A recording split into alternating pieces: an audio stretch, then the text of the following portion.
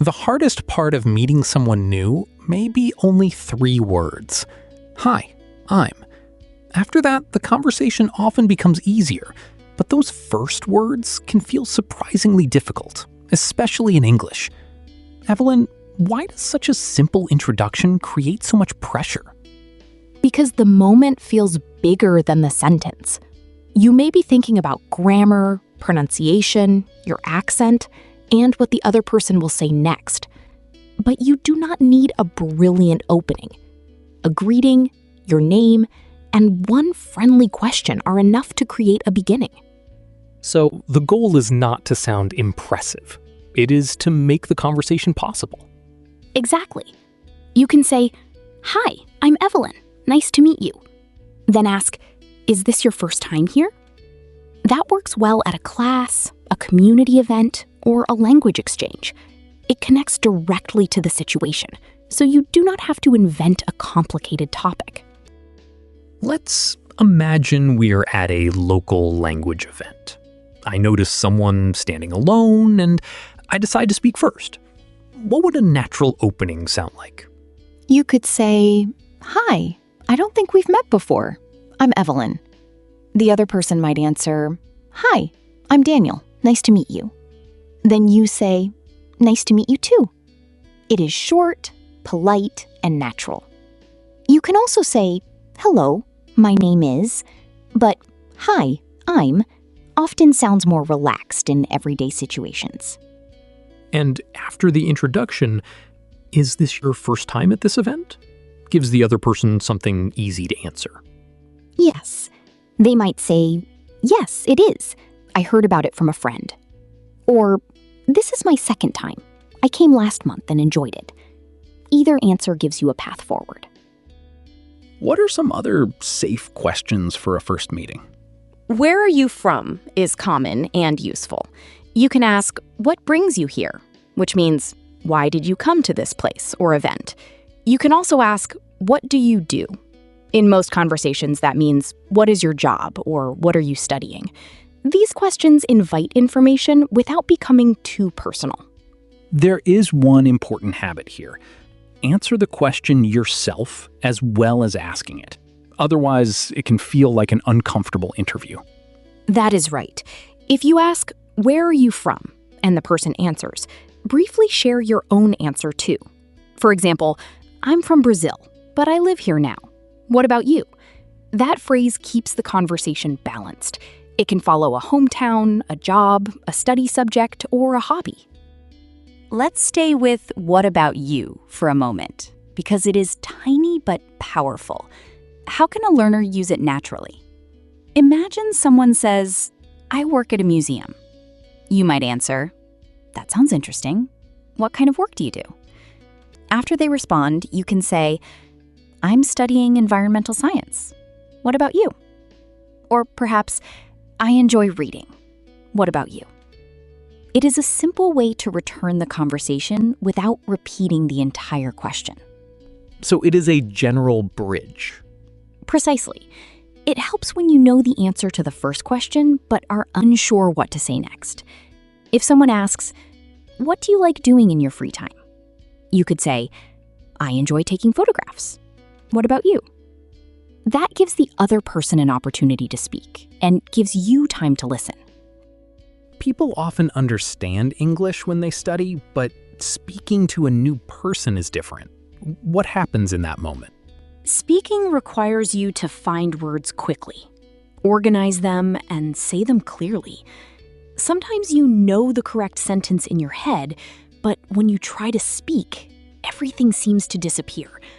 That is common. It does not mean you have learned nothing. It means your speaking ability needs practice in real time.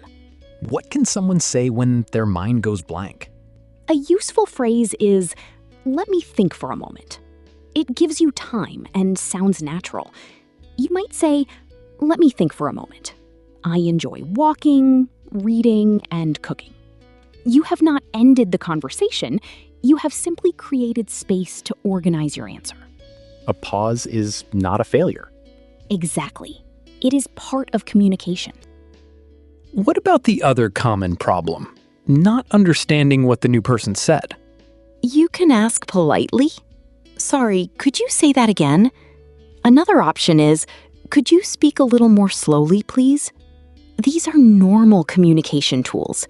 Fluent speakers use them too, especially when there is background noise, an unfamiliar accent, or a difficult subject. Some learners worry that asking for repetition will make them seem weak. It usually shows that you want to understand instead of pretending. You can also say, "Sorry, I didn't catch that." Although, "Could you say that again?" is especially clear. The important thing is to keep the conversation moving rather than silently becoming lost. So a conversation can include repair. You do not have to understand every word immediately. Exactly. Real conversations are flexible. Let's move to work and studies. What do you do sounds simple, but learners sometimes misunderstand it. What should they know? In a first conversation, "What do you do?" usually asks about your job or studies. It does not mean, "What are you doing at this exact moment?" A natural answer could be, "I work as a graphic designer," "I'm a teacher," or "I work in a hospital." If you are studying, you could say, "I'm studying environmental science," or "I'm a university student." And the answer does not need to be a complete biography. Not at all. One sentence is enough to begin. If the person is interested, they may ask a follow-up question. For example, if you say, "I work as a graphic designer," they might ask, "What kind of design do you do?"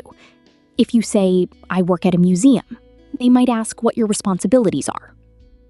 Why are follow-up questions so important? They show that you are listening.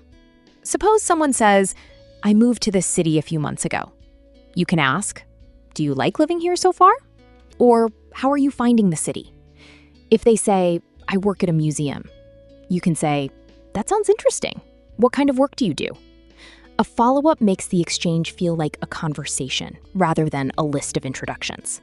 It also gives us something specific to respond to instead of forcing us to change topics. Exactly. Listen for one detail and use it. If someone mentions a new city, ask about the city. If they mention music, ask what kind. If they mention a hobby, ask how they became interested in it. You do not need 10 questions. One thoughtful follow-up is often enough. Hobbies can be useful because they are usually easier than workplace questions. What could we ask? You can say, "What do you like doing in your free time?" A person might answer, "I like playing football, listening to music, and exploring the city by bicycle." Then you can choose one part and ask, "What kind of music do you listen to?" The phrase "what kind of" asks for a particular type, such as books, films, food, or music. That is more inviting than simply asking, "Do you like music?" Yes, a yes or no question can end quickly. "What kind of music do you like?" encourages a fuller answer. The person may say, "Mostly jazz and Brazilian music, but I'm open to almost anything." Then you can share your preference. "I like pop music and classical music. It depends on my mood." There is also a way to turn a shared interest into a possible future connection. How might that sound without being too forceful? You can make a light suggestion. If someone mentions Brazilian music or food, you might say, "Maybe you can recommend a good Brazilian restaurant."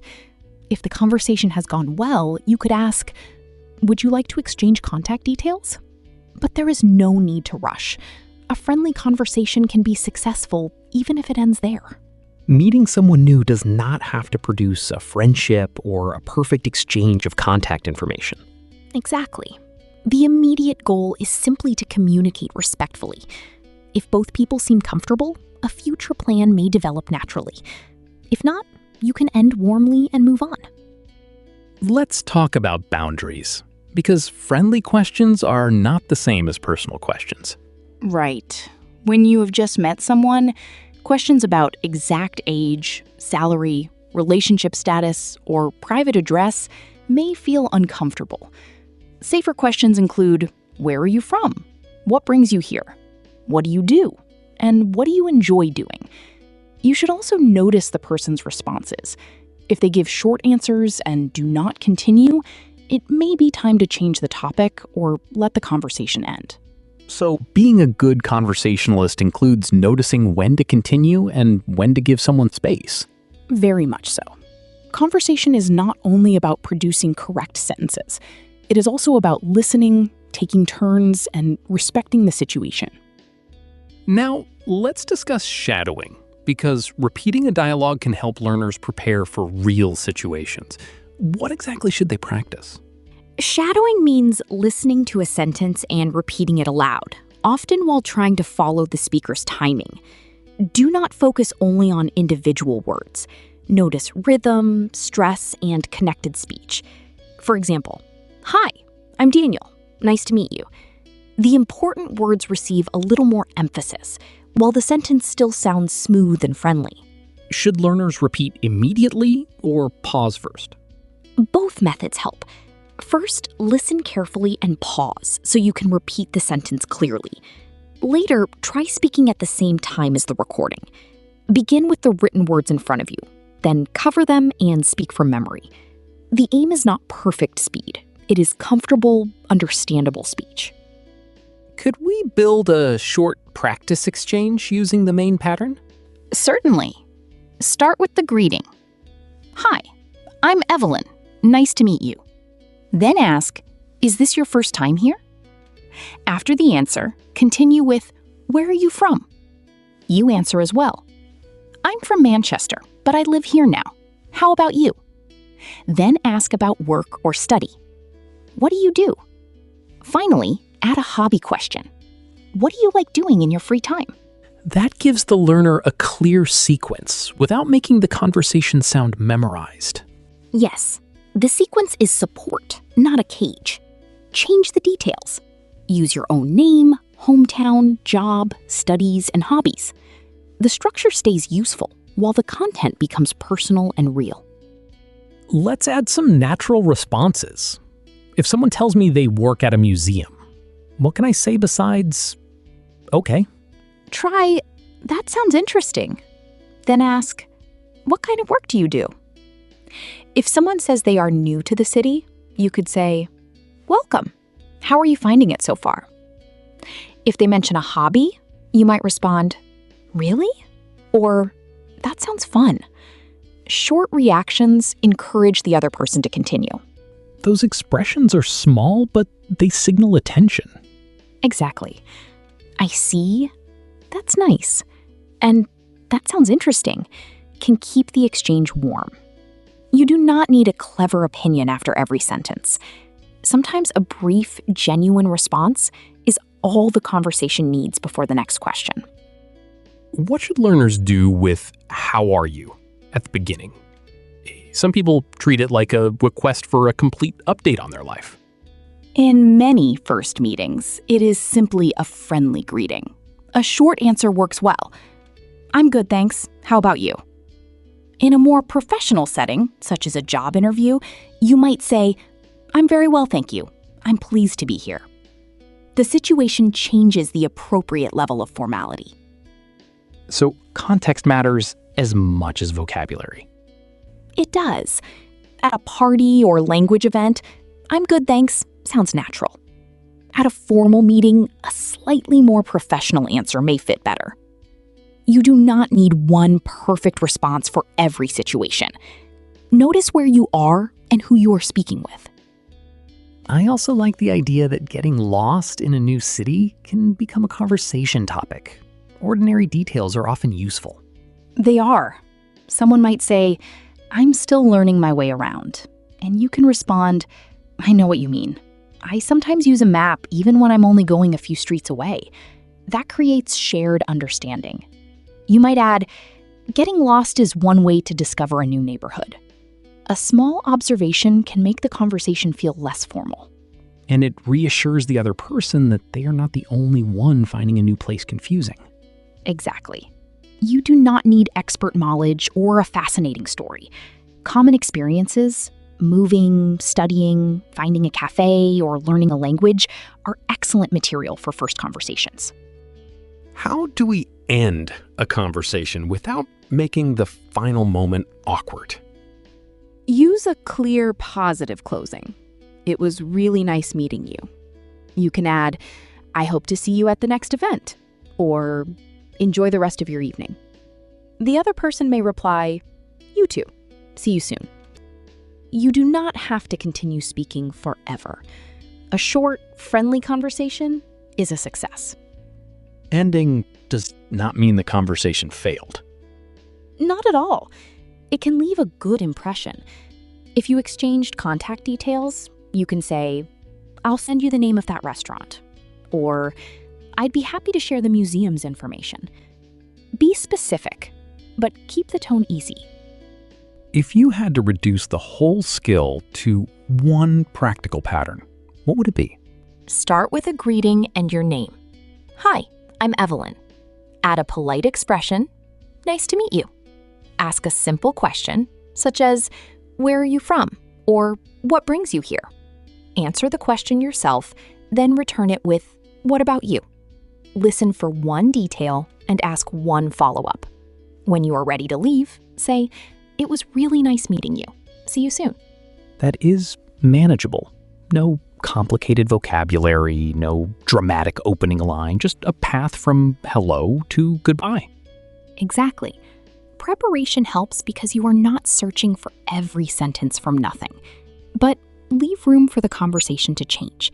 The other person may mention something unexpected, and that is often where a natural exchange begins. What practice routine would you suggest for someone who wants to become more comfortable? Choose one role in a short dialogue and repeat it aloud several times. First, read the lines. Next, cover the words and speak from memory.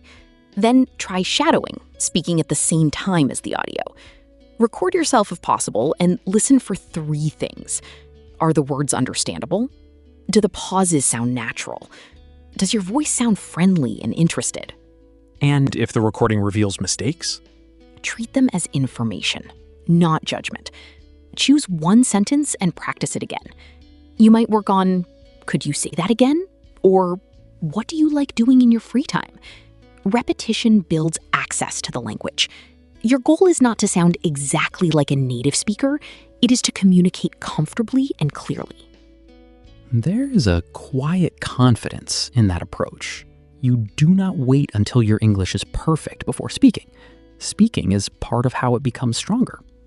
That is the key point. Every new conversation gives you practice with listening, timing, vocabulary, and confidence. You can begin with a simple hi, ask one question, and respond to what you hear. If you need time, say, let me think for a moment. If you miss something, ask for repetition. Those tools keep you involved. And the first sentence does not need to be amazing.